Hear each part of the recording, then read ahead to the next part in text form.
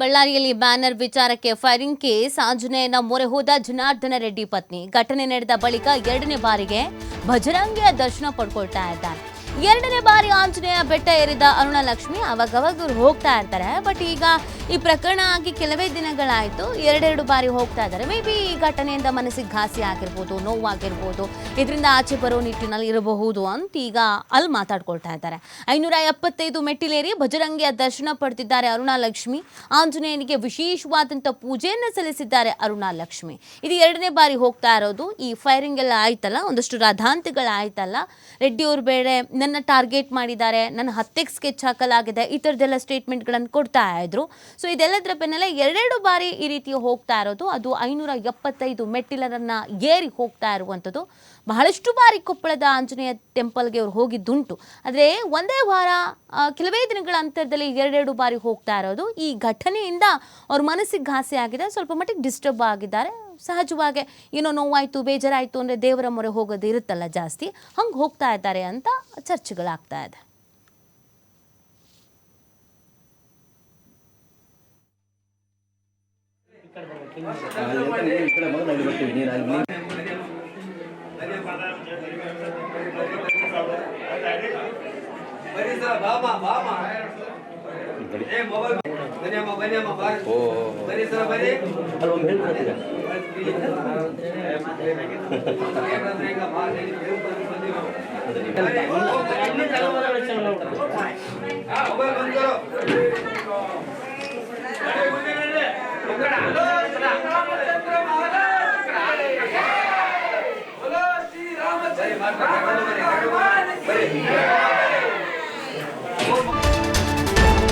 ಅಂದಿನ ಘಟನೆಯನ್ನ ನೆನೆಸ್ಕೊಂಡ್ರೆ ಮೈ ನಡಗತ್ತೆ ಅಂತ ಹೇಳ್ತಾ ಇದ್ದಾರೆ. ದುರ್ಘಟನೆಯನ್ನ ನೆನಪಿಸ್ಕೊಳ್ತಾ ಇದ್ದಾರೆ. TV5ಗೆ ಪ್ರತಿಕ್ರಿಯೆ ನೀಡಿರುವಂತದ್ದು ಅರುಣಲಕ್ಷ್ಮಿ ಅವರು.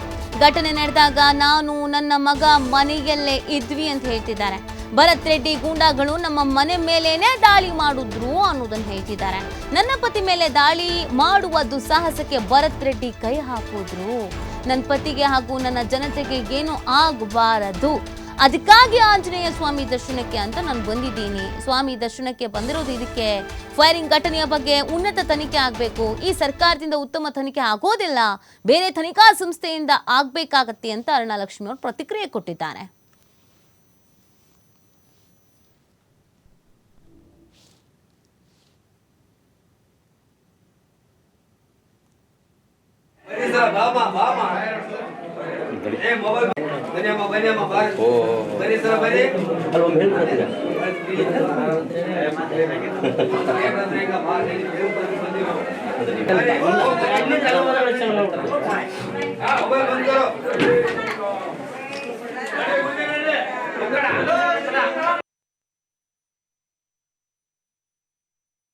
ಶಾಸಕರಾದ ಜನಾರ್ದನ ರೆಡ್ಡಿ ಅವರ ಮನೆ ಮೇಲೆ ಸ್ವತಃ ಖಾಸಗಿ ಅಂಗರಕ್ಷಕರು ಏನು ಗುಂಡಿನ ದಾಳಿ ಮಾಡಿದ್ರು. ಇದರಿಂದ ಬಹಳಷ್ಟು ಏನಂತಂದ್ರೆ ಜನಾರ್ದನ ರೆಡ್ಡಿ ಅವರು ಹೇಳ್ಕೊಂಡಿದ್ರು, ಇಲ್ಲ ಕೊಲೆಯತ್ತ ಸಂಚು ನನ್ನ ಮೇಲೆ ಮಾಡಲಾಗ್ತಾ ಇದೆ. ಅದ್ರ ಜೊತೆಗೆ ಭರತ್ ರೆಡ್ಡಿ ಮತ್ತು ಸತೀಶ್ ರೆಡ್ಡಿ ಬೆಂಬಲಿಗರು, ಅದ್ರ ಜೊತೆಗೆ ಅವರ ಅಂಗರಕ್ಷಕರು ನನ್ನ ಕೊಲೆಯತ್ತ ಮಾಡಿದ್ರು ಎನ್ನುವ ಗಂಭೀರ ಆರೋಪ ಪಡೆದ್ರು. ಇದರಿಂದ ಈ ಘಟನೆಯ ಆಘಾತದಿಂದ ಸ್ವತಃ ಅರುಣಲಕ್ಷ್ಮಿ ಅವರು ನಮ್ಮ ಪತಿಗೆ ಏನು ಆಗಬಾರ್ದು ನಿಟ್ಟಿನಲ್ಲಿ ಪ್ರತಿ ಬಾರಿ ಕೂಡ ಆಂಜನೇಯ ಮೊರೆಯುವಂಥದ್ದು. ಸ್ವತಃ ಇದೀಗ ಏನು ಜನಾರ್ದನ ರೆಡ್ಡಿ ಅವರ ಹುಟ್ಟುಹಬ್ಬ ಇದೆ, ಅದ್ರ ಜೊತೆಗೆ ನನ್ನ ಪತಿಗೆ ಯಾವುದೇ ರೀತಿಯಿಂದ ತೊಂದರೆ ಆಗಬಾರ್ದು ನಿಟ್ಟಿನಲ್ಲಿ ಸ್ವತಃ 575 ಮೆಟ್ಲನ್ನ ಏರುವ ಮೂಲಕ ಅರುಣಲಕ್ಷ್ಮಿ ಅವರು ಇದೀಗ ಸ್ವತಃ ಆಂಜನೇಯರ ಭೇಟಿಗೆ ಬಂದಿರುವಂಥದ್ದು. ಅವ್ರ ಜೊತೆ ಅವರು ನಮ್ಮ ಜೊತೆ ಮಾತಾಡ್ಕೊಂಡು ಹೋಗೋಣ. ಮೇಡಮ್, ಏನು ತಮ್ಮ ಮನೆ ಮೇಲೆ ಗುಂಡಿನ ದಾಳಿ ಆಯಿತು, ಈ ಆಘಾತದಿಂದ ತಾವು ಹೊರಗಡೆ ಬಂದಿದ್ದೀರಾ, ಏನು ಮೇಡಮ್? ಇದೊಂದು ದುರ್ಘಟನೆ ಅಂತ ನಾನು ಹೇಳ ಬಯಸ್ತೇನೆ.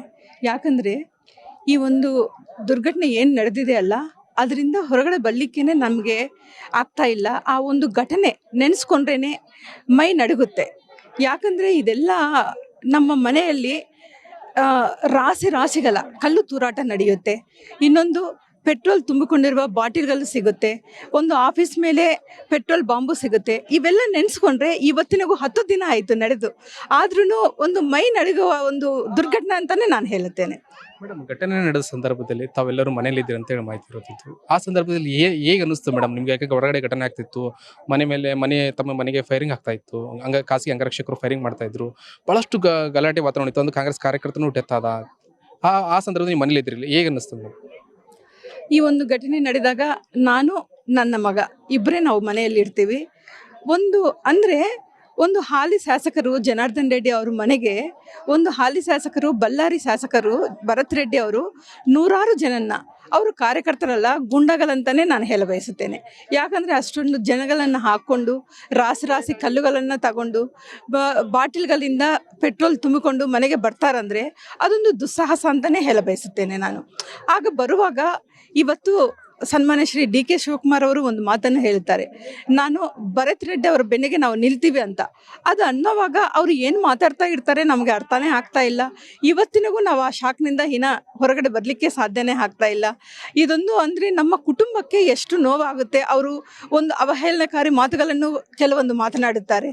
ಜನಾರ್ದನ್ ರೆಡ್ಡಿಗೆ ಎಲ್ಲಿ ಏಟಾಯಿತು, ಎಲ್ಲಿ ಎದೆಗಾನ ಅಂತ ಕೇಳ್ತಾರೆ. ಇನ್ನೊಂದು ಅವ್ರಿಗೆ ಸೆಕ್ಯೂರಿಟಿ ಅಮೆರಿಕಾದಿಂದ, ರಷ್ಯಾದಿಂದ, ಇನ್ನೊಂದಿಂದ ಇರಾನ್ನಿಂದ ತರಿಸ್ಕೋಬೇಕು ಏನು ಅಂತ ಹೇಳ್ತಾರೆ. ಒಬ್ಬ ಅಂದರೆ ಜವಾಬ್ದಾರಿಯುತ ಸರ್ಕಾರದಲ್ಲಿ ಅವರು ಉಪಮುಖ್ಯಮಂತ್ರಿಗಳಾಗಿದ್ದಾಗ ಈ ಥರ ಮಾತನಾಡೋದು ಅಷ್ಟು ಸರಿನಾ? ನಮಗೇನು ರಕ್ಷಣೆ ಇದೆ ಅಂತ ನಮಗೆ ಒಂದು ಭಯ ಇದ್ದೇ ಇರುತ್ತೆ.